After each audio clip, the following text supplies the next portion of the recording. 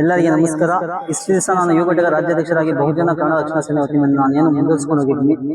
ಇನ್ನು ಮುಂದೆ ಆ ಸಂಘಟನೆಗೆ ನಾನು ಕೈ ಬಿಡ್ತಾ ಇದ್ದೀನಿ. ಕೆಲವೊಂದು ಕಾರಣಕ್ಕಾಗಿ ನಾನು ಆ ಸಂಘಟನೆ ಬಿಡ್ತಾ ಇದ್ದೀನಿ. ನಾನು ಇಷ್ಟು ದಿವಸ ಏನೋ ಆ ಸಂಘಟನೆ ಮುಂದುವರಿಸಿಕೊಂಡು ಹೋಗಿದ್ದೀನಿ. ನಾನು ತಾಲೂಕು ಸಮಿತಿ ಎಲ್ಲ ಸಮಿತಿ ಹಂಗೆ ಇರುತ್ತೆ, ಬಟ್ ನಾನು ಒಬ್ಬನು ಮಾತ್ರ ಆ ಸಂಘಟನೆಯಿಂದ ಹೊರಗಡೆ ಹೋಗ್ತೇನೆ. ಬಹುಜನ ಕನ್ನಡ ರಕ್ಷಣಾ ಸೇನೆಯ ರಾಜ್ಯ ಯುವ ಘಟಕದ ಅಧ್ಯಕ್ಷರಾಗಿದ್ದ ಕನ್ನಡ ಅರ್ಬಾಜ್ ರಾಜೀನಾಮೆಗೆ ಬಿಗ್ ಟ್ವಿಸ್ಟ್. ಮತ್ತೆ ಸಂಘಟನೆಗೆ ವಾಪಸ್ ಆದ ಕನ್ನಡ ಅರ್ಬಾಜ್.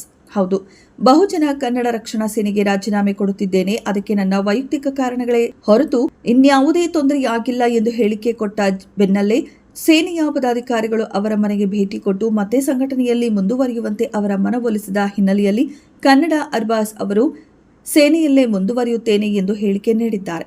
ಇನ್ನು ಇದೇ ಸಂದರ್ಭದಲ್ಲಿ ಬಹುಜನ ಕನ್ನಡ ರಕ್ಷಣಾ ಸೇನೆಯ ಪದಾಧಿಕಾರಿಗಳು ಮಾತನಾಡಿ ತಮ್ಮ ಅಭಿಮತವನ್ನು ವ್ಯಕ್ತಪಡಿಸಿದರು. ಬಂಧುಗಳೇ, ಏನು ಈ ದಿನ ನಮ್ಮ ಅರ್ಬಾಜ್ ಅವರು ಒಂದು ಹೇಳಿಕೆಯನ್ನು ಕೊಟ್ಟಿದ್ದರು. ನಿನ್ನೆ ರಾತ್ರಿ 10 ಗಂಟೆ ಟೈಮಲ್ಲಿ ನಾನು ನೋಡಿದೆ. ಆ ಟೈಮಲ್ಲಿ ಫೋನ್ ಮಾಡೋದು ಸರಿ ಇಲ್ಲ ಅಂತೇಳಿ ಬೆಳಗ್ಗೆ ನಮ್ಮ ರಾಜ್ಯ ಸಂಸ್ಥಾಪಕರಾದ ನಮ್ಮ ವಿಜಯನ್ ಅವ್ರಿಗೆ ತಿಳಿಸಿದೆ. ಅಣ್ಣ ಏನಣ್ಣ ಈ ಥರ ಅರ್ಬಾಜು ಸ್ಟೇಟ್ಮೆಂಟ್ ಕೊಟ್ಟವನೇ ಅಂತ. ಆಯ್ತು ಕೂಡ ನೋಡಿಲ್ಲ, ಹಾಕಪ್ಪ ವಿಡಿಯೋ ಅಂತ ಹೇಳಿದ್ನು. ನಾನು ಹಾಕಿದೆ, ಕಳಿಸ್ಬಿಟ್ಟು ಮತ್ತೆ ಹೇಳಿದೆ. ಮತ್ತು ಅರ್ಬಾಜು ಮನೆ ಹತ್ರಕ್ಕೆ ಹೋಗಿ ನಾನು, ಶಂಕರ್ರು, ನಮ್ಮ ವೆಂಕಟರಮಣ್ಣು, ಮುಬಾರೇಕು, ನಮ್ಮ ಜಬೀರುಲ್ಲಾ, ನಮ್ಮ ಟೀಮೆಲ್ಲ ಹೋಗಿ ಅವ್ರ ಮನೆ ಹತ್ರಕ್ಕೆ ಹೋಗಿ ವಿಚಾರಣೆ ಮಾಡಿ, ಇದೆಲ್ಲ ಸರಿ ಇಲ್ಲಪ್ಪ, ನಿಮ್ಮ ಮನೆ ಕಡೆ ಎಷ್ಟೇ ಕಷ್ಟ ಇದ್ದರೆ ಕೂಡ ನೀನು ನಿನ್ನ ಸಂಘಟನೆಯಲ್ಲಿ ಮುಂದುವರಿಸ್ಕೊಂಡು ಹೋಗಬೇಕು. ನೀನು ಒಳ್ಳೆ ಲೀಡ್ರಾಗಿ ಬೆಳೀತಾ ಇದೆಯಾ, ಈ ಟೈಮಲ್ಲಿ ಇರೋದು ಸರಿ ಇಲ್ಲ. ಅದೇನೇ ಕಷ್ಟ ಇರಲಿ, ಮನೆ ಕಡೆ ನಾವು ಇದ್ದೀವಿ, ನಿಮಗೆ ನಿಮ್ಮ ಜೊತೆಯಲ್ಲಿ ಇರ್ತೀವಿ, ಅಣ್ಣ ತಮ್ಮದ್ರ ಥರ ನಾವೆಲ್ಲ ಹೋಗೋಣ. ಇನ್ನು ಮುಂದೆ ಏನೇ ಸಮಸ್ಯೆ ಬರಲಿ ನಾವು ಇರ್ತೀವ ಅಂತೇಳಿ ಬಂದು ಮಾತಾಡಿಬಿಟ್ಟು ನಾವು ಸ್ಟೇಟ್ಮೆಂಟನ್ನು ಕೊಡ್ತಾಯಿದ್ದೀವಿ. ಆ ಪೋಸ್ಟ್ ಏನಿದೆ ಅವ್ರ ಪೋಸ್ಟು ರಾಜ್ಯ ಯುವ ಘಟಕ ಅಧ್ಯಕ್ಷರಾಗಿ ಮುಂದುವರಿಸ್ಕೊಂಡು ಹೋಗ್ತಾರೆ ಅಂತ ಹೇಳ್ತಾ ನನ್ನ ಮಾಧ್ಯಮ ಮಿತ್ರರೇ, ಏನು ದಿನ ಬಹುಜನ ಸಂಘಟನೆಗಳ ಒಕ್ಕೂಟದ ಕಡೆಯಿಂದ ನಾವೊಂದು ವರದಿ ಮಾಧ್ಯಮದ ಮೂಲಕ ಒಂದು ವರದಿಯನ್ನು ನೀಡ್ತಾ ಇದ್ದೀವಿ. ನಮ್ಮ ಯುವ ಘಟಕ ರಾಜ್ಯಾಧ್ಯಕ್ಷರು ಅರ್ಬಾಜ್ರವರು ನಿನ್ನೆ ದಿಢೀರ್ ಹೇಳಿಕೆ ಕೊಟ್ಟಿದ್ದಾರೆ. ನಮ್ಮ ಕೌಟುಂಬಿಕ ಒತ್ತಡಗಳಿಂದ ನಾನು ಸಂಘಟನೆಯಲ್ಲಿ ಮುಂದುವರಿಯೋದಕ್ಕೆ ಆಗಲ್ಲ ಅಂತಂದ್ಬಿಟ್ಟು ಹೇಳಿಕೆ ಕೊಟ್ಟಿದ್ದರು ಕಾರಣಾಂತರಗಳಿಂದ. ಆದರೆ ನಮಗೆ ವಿಚಾರ ಗೊತ್ತಿಲ್ಲ. ಈ ದಿನ ನಾವು ಒಂದು ಹೇಳಿಕೆಯನ್ನು ಅವ್ರು ಕೊಟ್ಟಿರುವ ಹೇಳಿಕೆಯನ್ನು ನೋಡಿ ಏನು ಅವರ ಸಮಸ್ಯೆಗಳು ಅಂತಂದ್ಬಿಟ್ಟು ಕೇಳಿ ನಾವು ವಿಚಾರಣೆ ಮಾಡಿದಾಗ ಮನೆಗೂ ಹೋಗಿದ್ವಿ. ಮನೆಗೆ ಹೋಗಿ ವಿಚಾರಣೆ ಮಾಡಿದ್ರೆ ಕೆಲವೊಂದು ನಮಗೆ ಇಲ್ಲಿ ಫ್ಯಾಮ್ಲಿನಲ್ಲಿ ಕೆಲವೊಂದು ಒತ್ತಡಗಳಿದ್ದಾನ, ಆದ್ದರಿಂದ ಕೆಲವೊಂದು ದಿನ ನಾನು ಮುಂದುವರಿಯೋಕ್ಕಾಗಲ್ಲ ಅಂತಂದ್ಬಿಟ್ಟು ನಾನು ಈ ಹೇಳಿಕೆಯನ್ನು ಕೊಟ್ಟಿದ್ದೆ. ಇದು ಯಾರಿಗೂ ಗೊತ್ತಿಲ್ಲ. ನಮ್ಮ ಏನು ತಾಲೂಕು ಟೀಮ್ ಇದೆ, ಇತರೆ ಒಕ್ಕೂಟ ಏನಿದೆ ಯಾರಿಗೂ ಗೊತ್ತಿಲ್ಲ.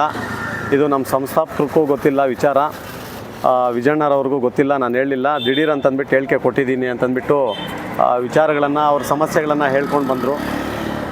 ಏಕೆ ಅಂತಂದರೆ ಯುವ ನಾಯಕರು ಇನ್ನೂ ಬೆಳೆಯುವಂಥ ಸುಮಾರು ಅವ್ರಿಗೆ ಸಂಘಟನೆಯಲ್ಲಿ ಬೆಳೆಯುವಂಥ ಭವಿಷ್ಯ ಇದೆ. ಈ ಹಾದಿಯಲ್ಲಿ ಸುಮಾರು ಕಾರ್ಯಕ್ರಮಗಳನ್ನು ಮಾಡ್ಕೊಂಡು ಕೂಡ ಬಂದಿದ್ದಾರೆ. ಅವರು ಶಾಲೆಯಲ್ಲಿ ಎಲ್ಲ ಓದುವಂಥ ಮಕ್ಕಳಿಗೆ ಸಲಕರಣೆಗಳನ್ನು ಏನು ಓದುವಂಥ ಕಲಿಕಾ ಉಪಕರಣಗಳನ್ನಾಗಲಿ ಕೊಡೋದು, ಮತ್ತು ನಗರ ಭಾಗದಲ್ಲಿ ಆಸ್ಪತ್ರೆಯ ವಿಚಾರದಲ್ಲಾಗಿರ್ಬೋದು ಸುಮಾರು ಸಮಸ್ಯೆಗಳ ಬಡ ರೋಗಿಗಳಿಗೆ ಏನಾದರೂ ಸಮಸ್ಯೆಗಳಿದ್ದಾಗ ಅವ್ರಿಗೋಗಿ ಸ್ಪಂದನೆ ನೀಡೋದು, ಸರ್ಕಾರಿ ಶಾಲೆಗಳಲ್ಲಿ ಏನಾದರೂ ಕಟ್ಟಡಗಳಾಗಿರ್ಬೋದು, ಶೌಚಾಲಯ ಆಗಿರ್ಬೋದು, ಅಲ್ಲಿ ಮೂಲಭೂತ ಸೌಕರ್ಯಗಳು ಇಲ್ಲದೇ ಇದ್ದಾಗ ಅಲ್ಲಿ ಹೋರಾಟ ಮಾಡೋದಾಗಲಿ, ಮತ್ತು ನಗರ ಮುಖ್ಯ ಭಾಗಗಳಲ್ಲಿ ಸುಮಾರು ನಗರಾದ್ಯಂತನೂ ಭಾಗದಲ್ಲಿ ಸುಮಾರು ಅಲ್ಲಿದ್ದಂಥ ಕೊಳಚೆ ಕಸನ್ನೆಲ್ಲ ಕೂಡ ಅಲ್ಲೇ ಇದ್ದು ಕೂಡ ತೆಗೆಸಿ ಹೋರಾಟಗಳು ಮಾಡಿದಂಥ ಯುವಕ ಅರ್ಬಾಜ್ರವರು. ಅಂಥ ಇದರಲ್ಲಿ ಯಾಕಪ್ಪ ನೀನು ಸುಮಾರು ಸಮಾಜದಲ್ಲಿ ಒಳ್ಳೆಯ ಕಾರ್ಯಕ್ರಮಗಳು ಮಾಡಿಕೊಂಡು ಬರ್ತಾ ಇದ್ದಾಗ ಈ ರೀತಿ ದಿಢೀರ್ ನೀನು ಇಂಥ ಹೇಳಿಕೆ ಕೊಟ್ಟಿದ್ದೀಯ ಅಂತ ಕೇಳಿದಾಗ ಅವರು ಈ ರೀತಿ ಹೇಳ್ಕೊಂಡು ಬಂದರು. ಕೆಲವೊಂದು ಒತ್ತಡಗಳಿದೆಯಾ, ಅದೆಲ್ಲ ನಾನು ನಿಭಾಯಿಸ್ಕೊಂಡಾದಮೇಲೆ ಮತ್ತೆ ಸಂಘಟನೆಯಲ್ಲಿ ಮುಂದುವರಿತೀನಿ ಅಂತಂದ್ಬಿಟ್ಟು ಹೇಳಿದ್ರು. ಆದರೆ ಯಾವುದೇ ಕಾರಣಕ್ಕೂ ಕೂಡ ನಮ್ಮ ಏನು ತಾಲೂಕು ತಂಡ ಇದೆ, ಮುಬಾರಕ್ ಆಗಿರ್ಬೋದು, ವೆಂಕಟರಾಮ್ ಆಗಿರ್ಬೋದು, ನಮ್ಮ ಉಪಾಧ್ಯಕ್ಷರು ಜನಾರ್ದನ್ ಆಗಿರ್ಬೋದು, ತಾಲೂಕು ಬಹುಜನ ಕನ್ನಡ ರಕ್ಷಣಾ ಸೇನೆ ಉಪಾಧ್ಯಕ್ಷರು ಜಬೀರ್ ಅವರ